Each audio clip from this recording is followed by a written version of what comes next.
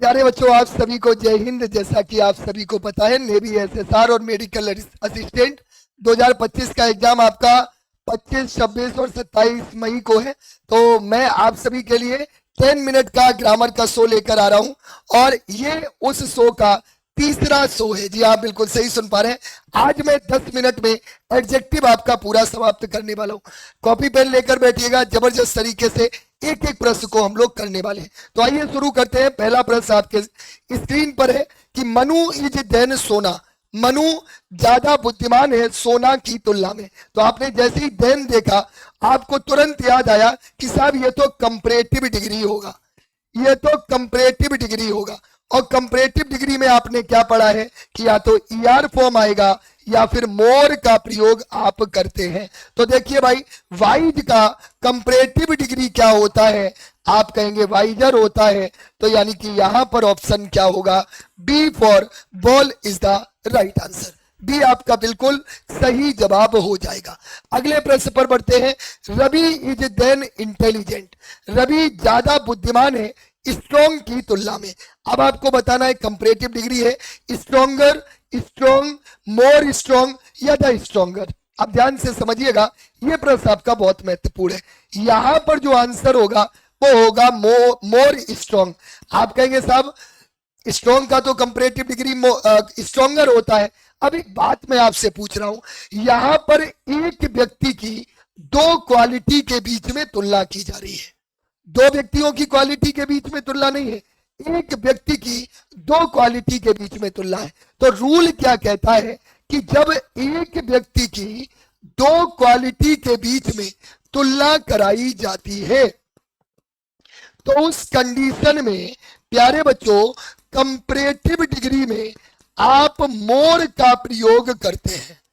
मोर का प्रयोग करते हैं, कभी भी ईआर फॉर्म का प्रयोग नहीं करते हैं। फॉर एग्जाम्पल मैं आपको दो एग्जाम्पल देता हूं, आपको क्लियर हो जाएगा। पहला है कि राम इज देन श्याम। राम श्याम से ज्यादा अच्छा है।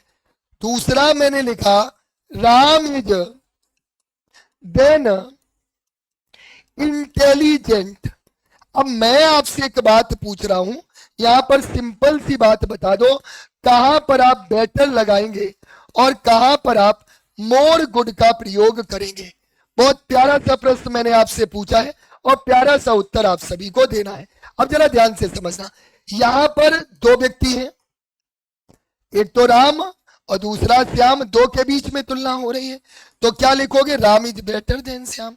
यहां पर एक व्यक्ति की दो क्वालिटी के बीच में तुलना हो रही है, तो यहां पर क्या लगाओगे? More good. क्या ये सभी को क्लियर हो गया? Is it clear to everyone? तो ये रूल आपको याद रखना है, बहुत इंपॉर्टेंट है।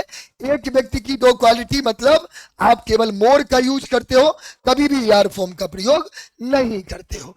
आई am in the habit of bad tea but there is milk so I can't have tea today. बहुत इंपॉर्टेंट प्रश्न है कि मुझे चाय की लत बहुत बुरी है लेकिन आज बिल्कुल मिल्क नहीं है, इसलिए मैं चाय नहीं बना पा रहा हूं या मुझे चाय नहीं मिली। एक बात बताओ मेरे बच्चे कि जब थोड़ा बहुत भी मिल्क होता है तो घर में चाय बन जाती है ना? इसका मतलब बिल्कुल नहीं है। तो little, little, a little, the little या लेस। अब ध्यान से समझना, यहां पर आप क्या लगाओगे? There is little milk, there is little milk so I can't have tea today. Rule क्या कहता है? देखो तीन वर्ड होते हैं, लिटिल, आ लिटिल और द लिटिल। अब इन तीनों में डिफरेंस क्या है? लिटिल का मतलब होता है वेरी लेस, ना के बराबर, इसका यूज निगेटिव सेंस में।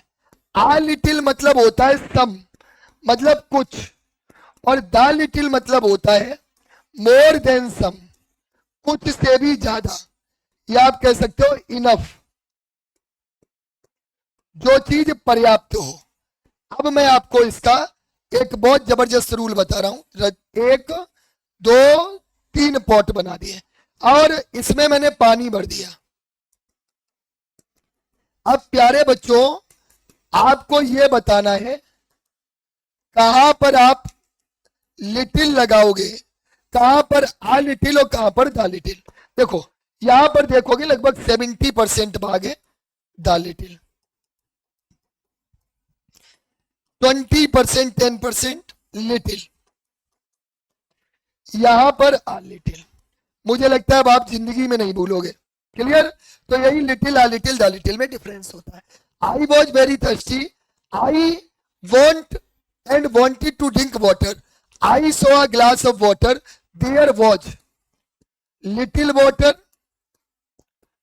आ लिटिल वाटर या द लिटिल। अब मेरी बात को समझना प्यारे बच्चों, वो ये कह रहा है कि there was milk managed any water managed anyhow with that water, मैंने जैसे तैसे उस पानी से मैनेज किया। तो थोड़ा बहुत तो पानी होगा, ऐसा तो नहीं कि एक दो बूंद हो। अच्छा जब थोड़ा बहुत होगा तो क्या लगाओगे? आ लिटिल, सम। क्लियर है? अच्छा एक बात और यहां पर जोड़ लो कि इन सबका प्रयोग आप क्वांटिटी के लिए करते हैं, मात्रा के लिए करते हैं, अनकाउंटेबल नाउन के लिए करते हैं। क्लियर हो गया? बोलो। चलिए, I have two by milk from the market because milk that my cow gives us is not enough for my big family. बहुत इंपॉर्टेंट क्वेश्चन है, ध्यान से समझना प्यारे बच्चों। मुझे मार्केट से मिल्क लेना पड़ता है क्योंकि जो मिल्क मेरी गाय देती है वो मेरे परिवार के लिए पर्याप्त नहीं है। अब एक बात बताओ यार, परिवार अब आपका 50 लोगों का हो तो एक गाय से तो काम नहीं चल जाएगा। गाय तो पर्याप्त मिल्क ही देती है, इनफ ही तो देती है। जब इनफ की बात हो रही है तो आप क्या लगाओगे?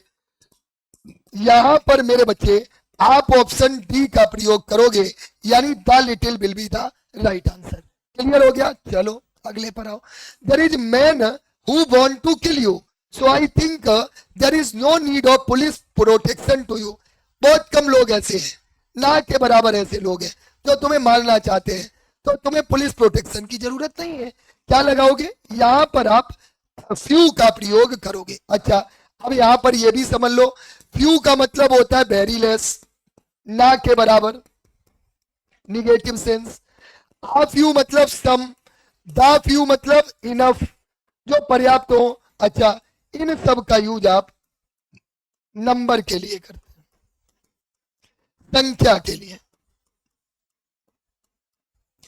दूसरा काउंटेबल नाउन के साथ। क्लियर? तो यहां पर ऑप्शन क्या होगा? A for apple is the right answer. A for apple is the right answer. अगला हो, man can also bring a change in society if they are determined for it. मतलब कुछ लोग भी सोसाइटी में चेंज ला सकते हैं अगर वो ये चेंज लाना चाहते हैं। तो देखो मेरे बच्चे फिर से वही बात आ गई, तो कुछ लोग मतलब आप यू कर दो, संख्या की बात हो रही है। अच्छा एक बात और समझो, यहां पर एक वर्ड है सम। प्यारे बच्चों सम और एनी में क्या डिफरेंस होता है, ध्यान से समझना। सम का यूज आप अफर्मेटिव सेंटेंस में करते हैं, एनी का यूज आप निगेटिव और इंटेरोगेटिव सेंटेंस में करते हैं। दूसरा, अगर सेंटेंस कंडीशनल है तो मतलब इफ से शुरू है तो अफर्मेटिव सेंटेंस में भी आप एनी का प्रयोग करते हैं। ये 4 रूल मैंने आपको बताए हैं। मैं आपको एग्जाम्पल देता हूं, आप सभी को इसके आंसर बाद में ऑफलाइन कमेंट करके देने हैं, ठीक है? जैसे I have books, I don't have book, do you have book, और if you have book give it to me. अब यहां पर चलिए मैं बता देता हूं, आगे आप लोगों से पूछ लूंगा। यहां ये अफर्मेटिव है, सम लगा दो, निगेटिव है एनी लगा दो, इंटेरोगेटिव है एनी लगा दो, कंडीशनल है यहां पर भी अफर्मेटिव है भले ही लेकिन एनी लगा दो। क्लियर हो गया सभी को? चलिए बहुत इंपॉर्टेंट कॉन्सेप्ट है, याद रखना है। I gave mangoes I had to my daughter because she loves mango very much. मैंने अपनी पुत्री को पर्याप्त आम दिए जो मैं लाया था क्योंकि उसको बहुत ज्यादा पसंद है। अब भैया इनफ की बात हो रही है तो आंख बंद करके द फ्यू लगा दो, पर्याप्त की बात हो रही है तो द फ्यू लगा दो। बेटा ये क्लियर हो रहा होगा आपको कि little a little the little few uh few the few में क्या अंतर है। लिटिल की अगर मैं बात करूंगा तो little a little the little आपका मेरे बच्चे अफर्मेटिव में सॉरी क्वांटिटी के लिए uncountable, few uh few the few आपका नंबर काउंटेबल। क्लियर हो गया? बोलो बोलो मेरे बच्चों। अगले पे आ जाओ। Our prime minister Mr Vajpayee was a good politician. देखो प्रीवियस अर्लियर फर्स्ट और फॉर्मर, यहां पर क्या लगाओगे? फॉर्मर लगाओगे। फॉर्मर मतलब क्या होता है? पहले। और एक वर्ड होता है फॉरमोस्ट। फॉरमोस्ट मतलब क्या होता है? सबसे पहले। यह भी ध्यान रखिएगा। जैसे मैंने कहा Raja Rammohan Roy is the foremost social reformer who talk about women's education. Raja Rammohan Roy सबसे पहले समाज सुधारक थे जिन्होंने औरतों की किसके शिक्षा के बारे में बात की। चलिए अब एक बात समझो, मैं यहां पर कुछ चीजें बता दूं आपको।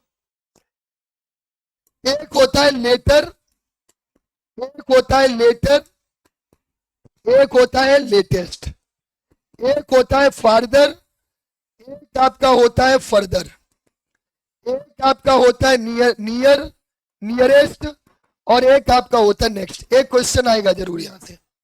देखो लेटर मतलब होता है बाद में, इसका यूज आप टाइम के लिए करते हो, समय के लिए। जैसे I will call you later. Later का मतलब ही होता है बाद में, इसका यूज सीक्वेंस के लिए करते हो, क्रम के लिए करते हो। जैसे the latter chapter is very interesting. ठीक है। लेटेस्ट मतलब होता है न्यूली या रिसेंटली। जैसे this is the latest news. Farther का यूज आप डिस्टेंस के लिए करते हो, दूरी के लिए करते हो। जैसे Kanpur is farther than Etawah, farther than Etawah. Clear?